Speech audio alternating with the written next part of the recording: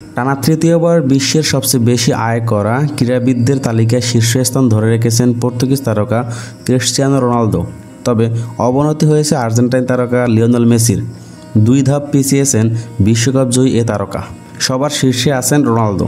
তিনি টানা তৃতীয়বার আর ক্যারিয়ারের পঞ্চমবারের মতো সবার উপরে অবস্থান করেছেন। সৌদি প্রো লিগের ক্লাব আল নাসরে যোগ দেওয়ার পর রোনালদোর আনুমানিক মোট আয় দাঁড়িয়েছে 27 কোটি 50 লাখ ডলার, বাংলাদেশি মুদ্রায়, যার পরিমাণ প্রায় 3,339 কোটি 82 লাখ টাকা। 40 বছর বয়সী ফরওয়ার্ড রোনালদোর আয় গত বছরের তুলনায় বেড়েছে 1 কোটি 50 লাখ ডলার।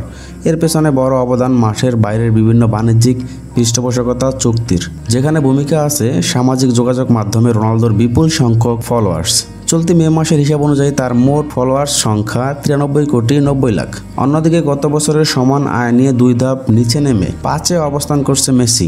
মেজর সকার লিগের ক্লাব ইন্টার মায়ামিতে খেলা আর্জেন্টাইন তারকার আয় 13 কোটি 50 লাখ ডলার।